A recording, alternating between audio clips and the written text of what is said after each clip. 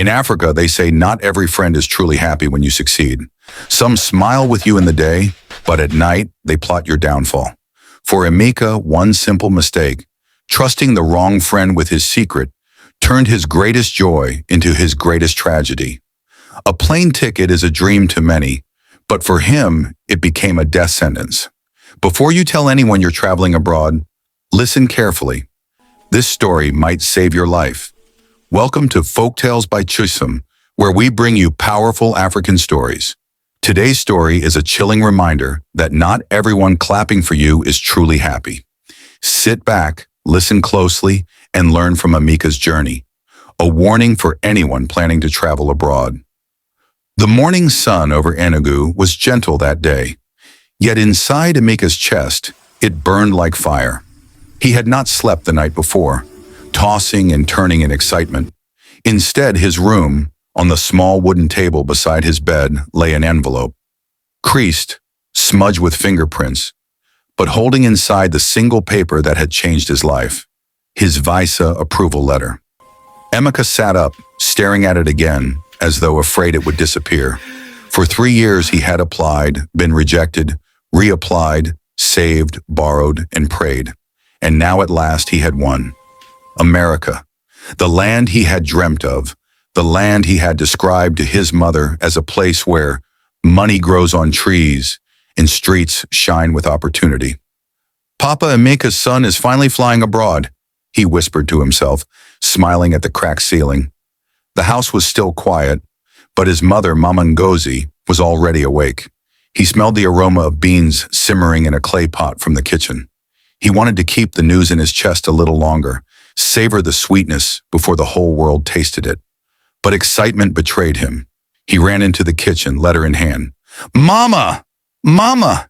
It has happened!" he shouted, waving the envelope like a trophy. His mother turned from the pot, wrapper tied loosely around her waist, face glistening with sweat. "Happened? Emeka, what are you shouting like that for this early morning? Tell me something good, oh." Emeka pressed the letter into her hand, his heart pounding. "Mama, look. Read it. I got it. My visa. I'm traveling abroad." For a moment, her eyes blurred, read the bold letters. Then, with a trembling cry, she dropped the paper and pulled him into her arms. "Chineke, God of orphans and widows, you have remembered my son," she wailed, tears streaming down her cheeks. They embraced, rocking back and forth, their laughter mixed with tears. The neighbors soon heard the noise, and within minutes, the compound was buzzing. Women carrying basins stopped by. Men returning from early morning prayers lingered at the gate. Children pressed their faces to the window, all curious. Emeka could not keep it in. He raised the paper high and announced, "My people, it is true. I have gotten my visa. I am traveling to America." Cheers erupted. Some clapped, some ululated, some simply shook their heads in amazement. Old Mama Ijoma muttered, "This boy is blessed. His father died early, yet see how God has lifted him." But not every eye sparkled with joy. Standing at the back of the crowd, half hidden in the shadows, was Chinedu, Emeka's childhood friend. Chinedu forced a smile, but inside his heart twisted like a snake. He and Emeka had grown up together, played football on the same dusty street, shared ground nuts during school lunch breaks. Yet life had not been kind to him. His application for a visa had been denied twice. He still lived in his father's small kiosk, selling recharge cards and cheap gin. And now his best friend, his rival in dreams, was flying abroad. "Congratulations, my brother," Chinedu forced out when he finally stepped forward, slapping Emeka's back a little too hard. "You deserve it." Emeka, blinded by excitement, did not notice the bitterness laced in his tone.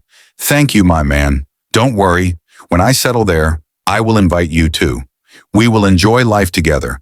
But as the crowd dispersed and night fell, Chinedu sat alone outside his kiosk, staring at the moon. His drink tasted bitter. "So this boy will go and leave me here to suffer," he muttered. "He will forget me. He will come back rich and proud, and people will call him Oga while I rot here. No, not while I breathe." The envy that had been sleeping in his chest stirred awake. By the time he finished the bottle, it had already begun to whisper dark suggestions in his ears. That evening, the town of Ogi was alive with chatter. Everyone now knew that Emeka, the orphan boy who once patched his only pair of trousers with a needle and thread, had finally made it. Women whispered about it at the stream as they fetched water, men discussed it in the palm wine joint, and children pointed whenever he passed by. See Emeka. He's going to America. To many it was hope. To a few it was inspiration. But to Chinedu, it was salt on an open wound. He sat in his father's kiosk, pretending to count recharge cards. But his mind wandered far. The night market was noisy. Traders calling out, boys dragging wheelbarrows, roasted corn smoke filling the air. Yet in his ears, all he could hear was the echo of Emeka's laughter that morning. Chinedu slammed the table. Why not me? Why must it always be him? Since childhood, he and Emeka had been like two sides of a coin, inseparable, yet always compared. When Emeka scored high in school, people praised him. When Chinedu failed, they said, "You too dull. Can't you learn from Emeka?" When Emeka joined the football team, he became captain. Chinedu benched. When Emeka's father died, the community pitied him, gave him small jobs to survive. When Chinedu's father drank his life away, nobody cared. Now Emeka had won the ultimate prize, the golden ticket to escape Nigeria. "Mbanu, it cannot be," Chinedu muttered, voice low but venomous. "He will not fly over my head to America while I am here crawling like a lizard." That night, unable to rest, he took a walk beyond the outskirts of the town, past the abandoned cocoa farm, past the old shrine covered in weeds. There was a small mud house lit by a flickering lantern. People whispered about the man who lived there. Okonkwo, the Dibia, a native doctor whose powers came from spirits older than the village itself. Mothers warned their children not to pass his hut at night, lest the shadows follow them home. But Chinedu was desperate. Desperation can make a man walk into fire. He stopped at the door, heart pounding. A low chant came from inside, thick with ancient rhythm. Chinedu hesitated, then knocked. "Come in," a gravelly voice called, as if it had already seen him coming. Inside, the air was heavy with incense. Strange symbols marked the walls, and in the center sat Okonkwo, his eyes half shut, cowries spread before him. A python slithered lazily across a calabash filled with dark liquid. Chinedu bowed nervously. "Dibia, I need help." The old man chuckled. "Help or revenge?" His eyes, milky with age, studied Chinedu. "Speak. The spirits already whisper your heart." Chinedu licked his lips. "It's my friend, Emeka. He wants to travel abroad. Everyone is rejoicing. But I cannot allow it. He must not succeed. I want him stopped." Okonkwo leaned forward, his voice dropping to a dangerous calm. "Stopped or destroyed?" Chinedu shivered but nodded. "Destroyed. Make sure he never steps foot abroad." The old man spat into the calabash. "You are treading on a dark path, my son, but the spirits love blood. They will answer. You must bring me a goat, a red cloth, and your friend's name written in his own handwriting. Only then can the ritual be complete." Chinedu's eyes widened. A goat and cloth he could find. But his friend's handwriting? That meant he needed to get close to Emeka again. Okonkwo's voice echoed as if from far away. "Once we do this, the air will carry his name. The plane he boards will not return. You too will carry the stain of blood. Do you still agree?" Chinedu swallowed hard. A part of him trembled with fear, but envy burned hotter. "Yes, let it be done." As he left the shrine, the night suddenly felt colder. The crickets stopped chirping, the wind hushed, and for the first time Chinedu felt the weight of the path he had chosen. Yet in his chest he also felt a twisted satisfaction. Emeka may have a visa, but he will never have the chance to use it. The night after the Dibia's words still clung to Chinedu's ears, Emeka's mother, Mama Ngozi, had a dream. She was standing in an endless field of grass, waving goodbye to her son. He wore a white shirt, clutching his small brown traveling bag. He smiled, but behind him the sky turned black, and from the clouds came the roar of fire. Suddenly the ground cracked, and she saw a plane falling from the sky, its wings ablaze, crashing with a sound like thunder. She screamed his name. Emeka turned back once, his face pale, blood trickling down his forehead. Then he vanished into smoke. Mama Ngozi woke up gasping, drenched in sweat. Her wrapper was soaked as if she had been running. She clasped her hands, whispering prayers. Chineke, what is this? Show me mercy. Protect my son. That morning she refused to keep silent. Emeka, she said firmly as he prepared for church, my son, this journey you are planning, let us pray again. I saw something in the night. Emeka laughed lightly. Mama, you worry too much. It was only a dream, but she grabbed his hands. Don't dismiss it. I saw fire. I saw a plane falling. Please wait. Let's seek the pastor before you fly. Emeka sighed. He loved his mother deeply, but he could not let her fears crush his joy. Mama, I hear you. We will pray, but my flight is already booked. Nothing will stop me. That same Sunday, as he sat in the pews of St. Michael's Church, another voice added to the warnings. Pastor Ibe, a middle-aged man known for his sharp prophecies, suddenly paused mid-sermon. His eyes scanned the congregation, then settled on Emeka. You, young man in the white shirt, the pastor said, pointing. Emeka froze. Everyone turned to look. God says I should tell you. Guard your joy in silence. Not everyone who smiles with you means you well. I see a journey, but I also see fire. Be watchful, the church murmured. Mama Ngozi clasped her hands tighter, nodding vigorously. You see? You see what I told you? She whispered. But Emeka forced a smile, embarrassed by the attention. Mama, pastors always talk in riddles. Nothing will happen. God is with me. Still that night, alone in his room, he found himself staring at his passport longer than usual. For the first time since the approval, unease crept into his chest. Meanwhile, Chinedu was working out his plan. He visited Emeka, pretending to rejoice with him. My brother, let me see the letter again, he said casually, knowing what he needed. Emeka's handwriting. Emeka, ever trusting, fetched the envelope from his shelf. Chinedu studied the words. Application reference, Emeka Obi, signed at the bottom. That signature was all he needed. Chai, my man, America go hear your name, Chinedu said with a grin, hiding the darkness in his heart. He sipped the palm wine Emeka offered, but his mind was already at Okonkwo's shrine. That night, back at the Dibia's hut, Chinedu handed over the items, the goat, the red cloth, and the folded paper with Emeka's signature. Okonkwo's eyes glinted.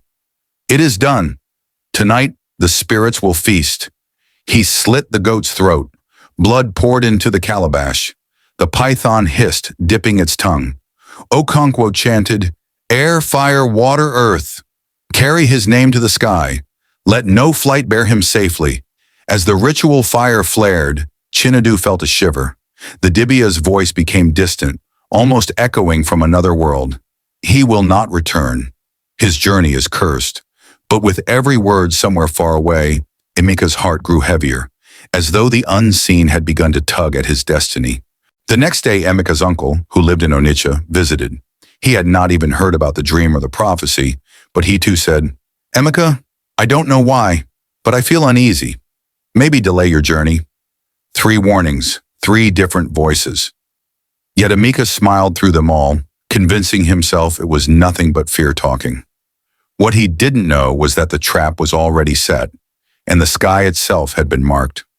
The morning of Emeka's departure dawned bright and warm, yet a strange heaviness seemed to hang in the air. The cock crowed, women swept the compound, children chased each other barefoot. Life went on as usual. But inside Mama Ngozi's small house, the atmosphere was anything but ordinary. The traveling bag stood by the door, modest but neatly packed. Inside it, Emeka had placed his best shirts, 2 pairs of trousers, a Bible his mother insisted he carry, and a small photo of his late father. On top of everything lay the green and white Nigerian passport, his golden key to a new life. Mama Ngozi's eyes were red from crying all night. She tried to be strong, but every glance at her son tightened her chest. She remembered the dream, the pastor's words, her brother's unease, all warnings pointing to the same direction. Emeka, Biko, she whispered, holding his hands as they waited for the taxi. Delay this journey. Even if it's just for a week, let us fast and pray first. Mama?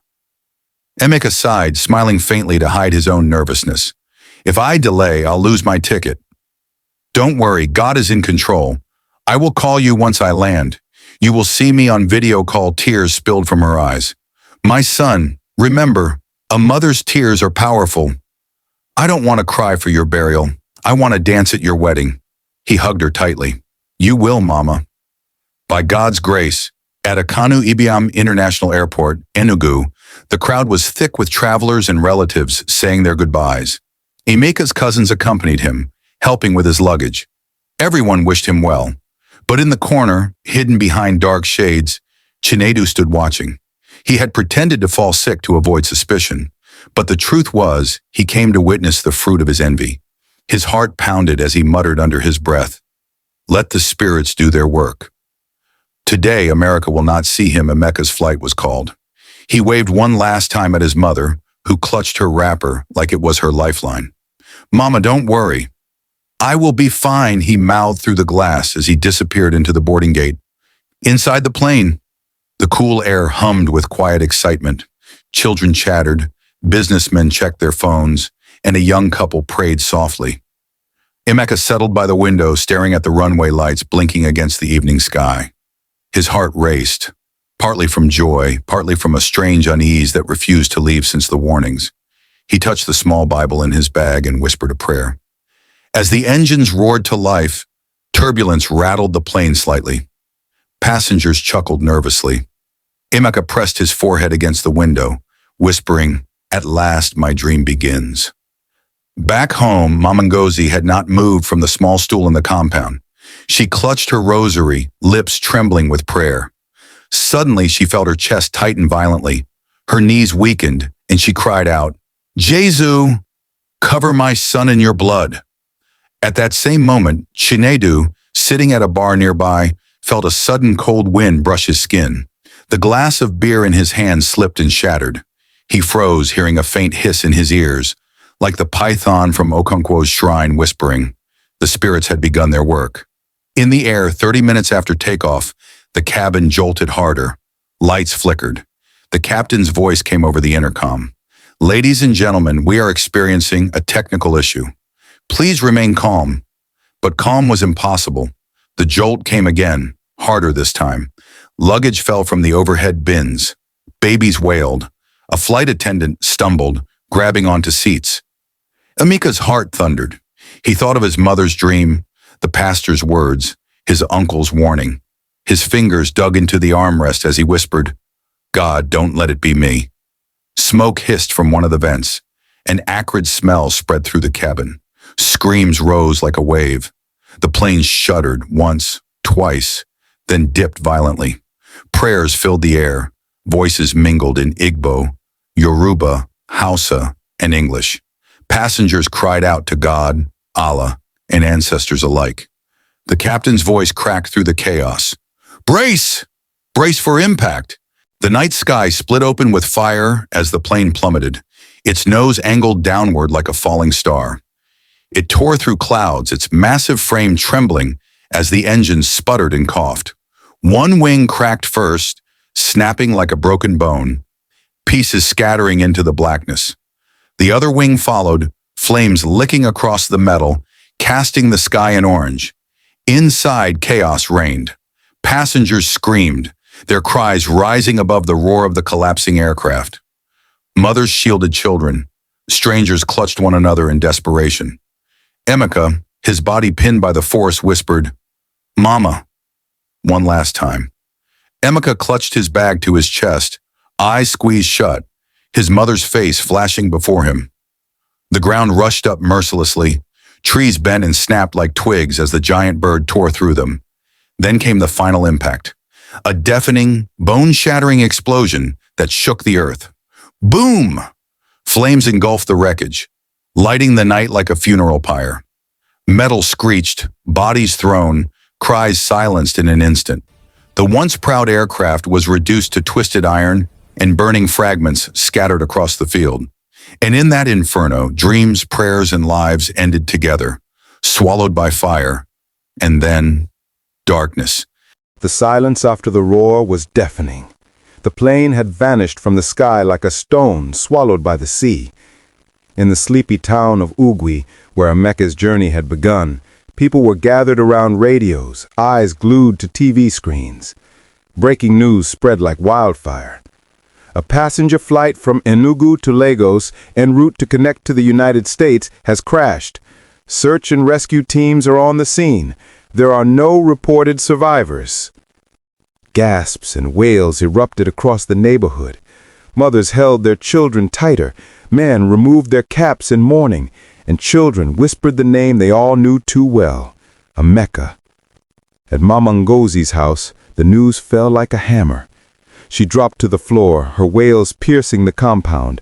She rolled in the dust, screaming, "Chineke, my only son, why did you allow this?"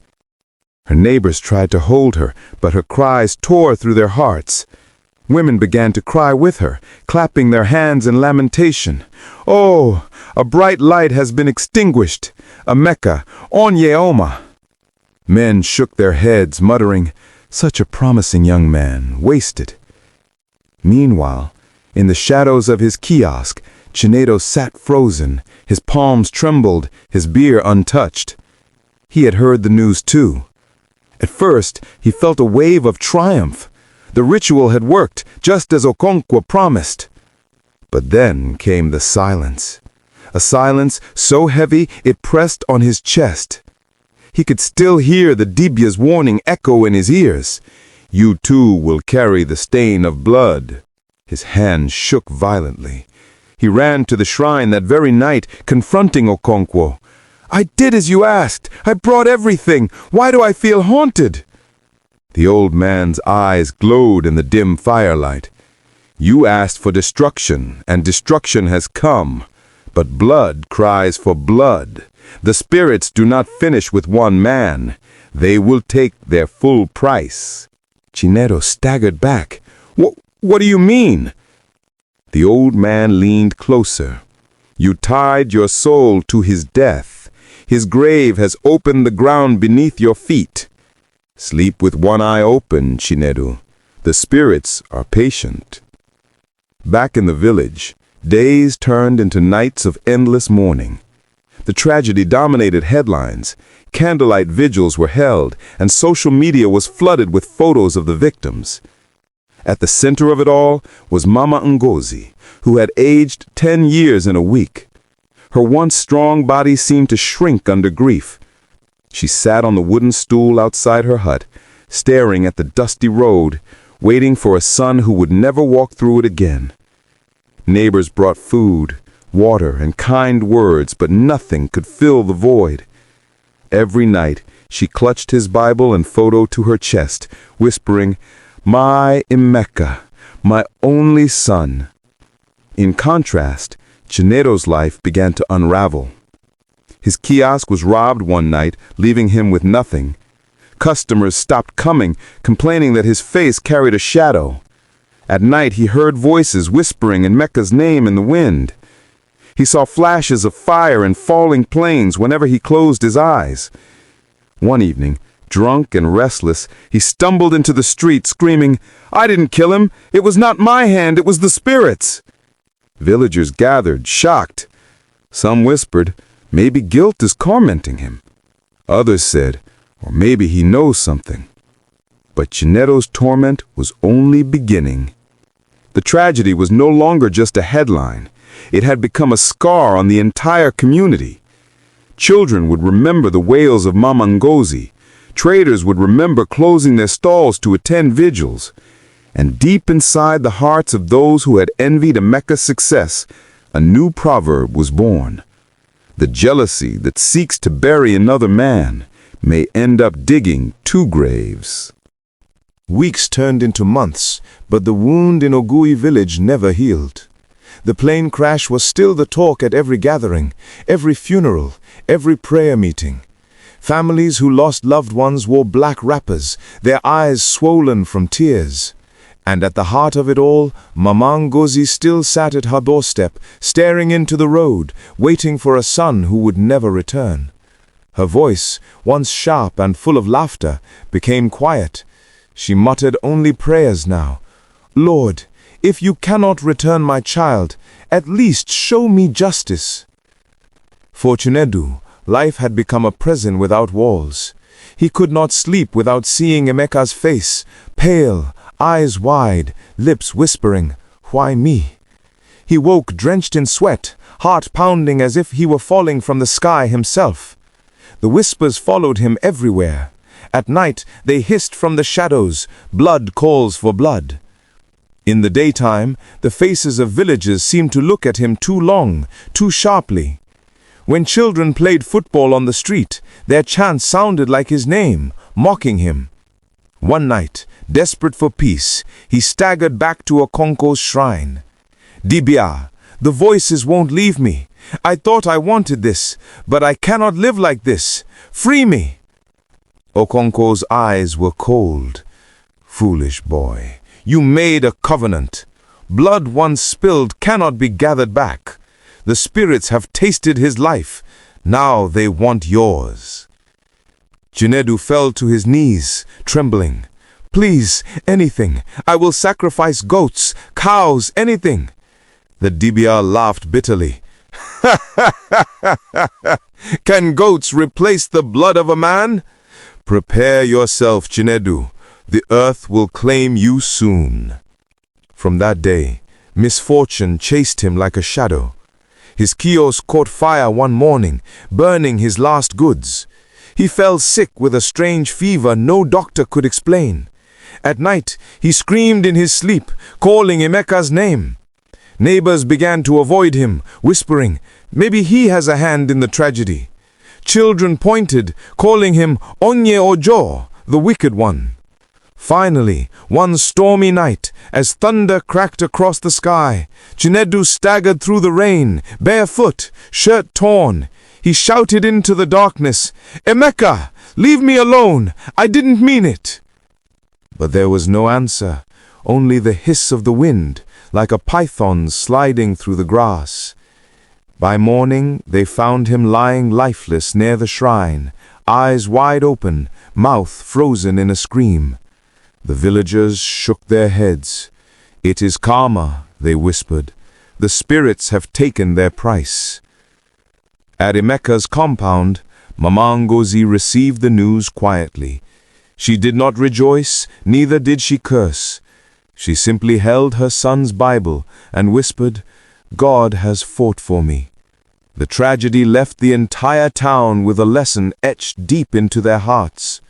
Not every friend is truly a friend. Some smiles hide daggers. Protect your dreams in silence, because envy can travel faster than any airplane. Moral: this tale reminds us, envy can wear the face of a brother. Not every hand you shake prays for your success. Silence is sometimes the greatest protection. In the end, Emeka's story became a warning for all who heard it. Watch this before you tell anyone you're traveling abroad.